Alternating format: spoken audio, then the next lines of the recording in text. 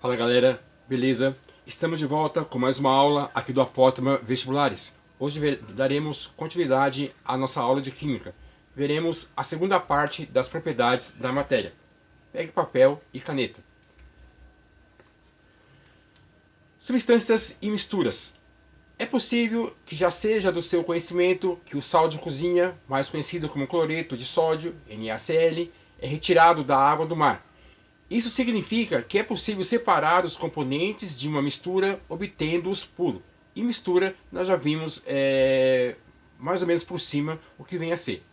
Antes de estudarmos os métodos para a separação dos componentes de uma substância, precisamos entender mais precisamente, tá? O que vem a ser uma mistura. E aí, aqui para vocês, uma representação, né? Aquecendo aí uma porção, uma quantidade de água do mar, tá? Essa água vai sendo aquecida, tá? Até atingir o ponto de ebulição, tá? Vai formando vapor na água do mar, tá? E perceba que quando chegamos na parte final do processo de fervura, tá? No fundo do recipiente, tá? Ou até a evaporação total do sistema, de toda a parte líquida, no fundo do sistema ou do recipiente, tá?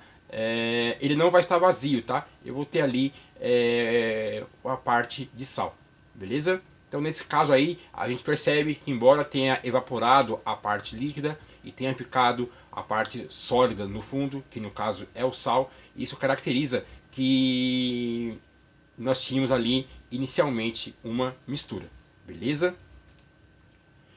Misturas. Há dois tipos de misturas. No caso, a mistura homogênea, que ela é formada por apenas uma única fase. Um exemplo característico é a água e o sal, tá? Eles misturados vão formar uma mistura homogênea. Mistura heterogênea, no caso, é formada por mais de uma fase. Você sabe que a água não se mistura com o óleo. Então aquele fato de não haver mistura, tá, entre esses dois líquidos faz com que essas duas substâncias, quando juntas, tá, elas sejam uma mistura diferente ou heterogênea. A água com sal não, vai ter apenas uma fase. Misturas usuais. Algumas misturas, devido à grande quantidade de aplicações no nosso dia a dia, elas recebem alguns nomes especiais. Por exemplo, o aço, tá? Elemento químico Fe, mais o carbono, elemento químico C, tá? Então a junção dessas duas substâncias, substância ferro e a substância carbono, vai formar uma mistura, tá? Que chamamos de aço. O bronze, que vai ser uma mistura de cobre, elemento químico Cu, e o estanho, elemento químico Sn, uma mistura em determinadas proporções, em determinadas quantidades, tá? Dessas duas substâncias, tá? Vai formar o que chamamos de bronze, que é uma mistura. O ar atmosférico, ele também é uma mistura, tá? Ele é uma mistura de gases, sendo que aproximadamente 78%, tá, vai ser de nitrogênio, 21% de oxigênio e 0,1% de outros gases. Detalhe, nesse 0,1% vai ter um outro tipo de oxigênio, tá? Que não é tão comum e nem tão abundante na natureza. Nós vamos ver mais detalhes sobre isso em aulas futuras. Então, o ar atmosférico, tá? Ele é um tipo de mistura. A água mineral. A água mineral ela é formada pela água que nós conhecemos, H2O, e sais minerais. Esses sais minerais eles servem para purificar a água, tá? E detalhe, tá? Todas essas misturas, tá? O aço, o bronze, o ar atmosférico e a água mineral, tá? Todas essas misturas, tá? Elas não têm uma fórmula química específica, tá? Mais lá na frente também veremos detalhe do que vem a ser uma fórmula química, tá? Então, por serem misturas e elas podem ter proporções, tá? De acordo com a necessidade, tá? São tipos de mistura. Por exemplo, a soda, que nós já vimos na aula passada, que pode ser usada para soldar circuitos integrados ou componentes de circuito eletrônico, tá? É uma mistura de de chumbo e estanho. Por exemplo, vai ser uma proporção, ou pode ser uma proporção de 37% de chumbo e 63% de estanho, ou 40% de chumbo e 60% de estanho, tá? Por não ter uma fórmula específica, uma composição específica, pode misturar de acordo com a sua necessidade, não tem fórmula definida, tá? E por isso é chamado de mistura. Só como a título de curiosidade, beleza? Ainda em misturas usuais, o petróleo e os seus derivados, né, tais como a gasolina, o óleo diesel, querosene, etc., são uma mistura de hidrocarbonetos, tá?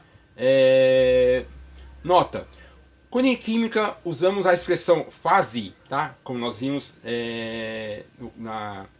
no quadro anterior, tá? Uma mistura de água e óleo, tá?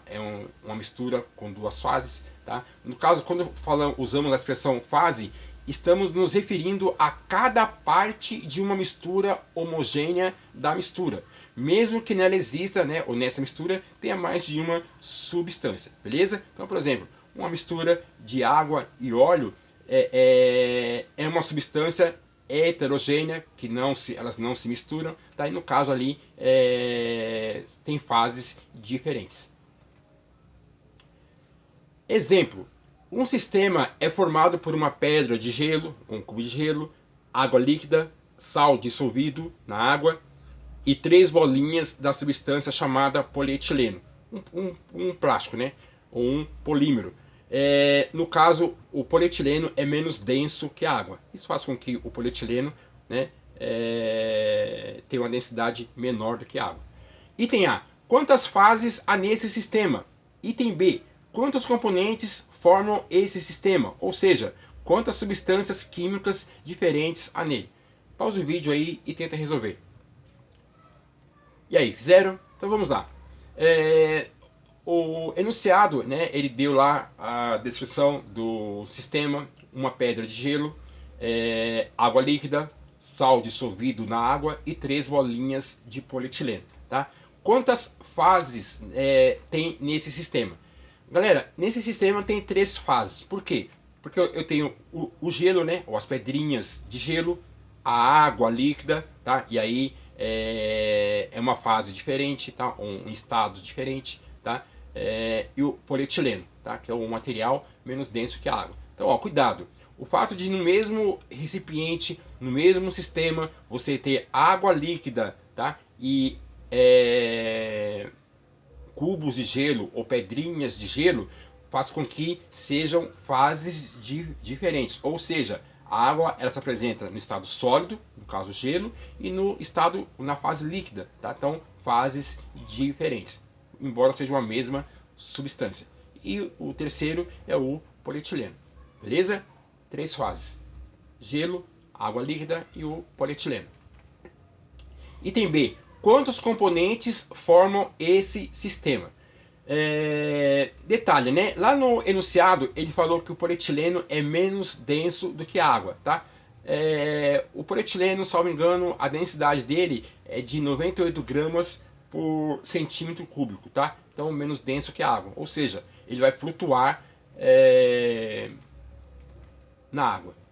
Então, quantos componentes formam esse sistema? Então, fazendo a análise, então nós temos a água no estado sólido e no estado líquido. É uma mesma substância.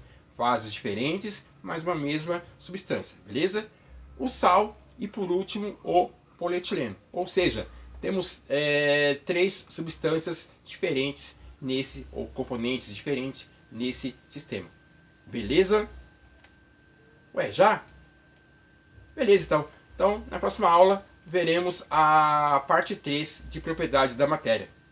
Valeu, nobres!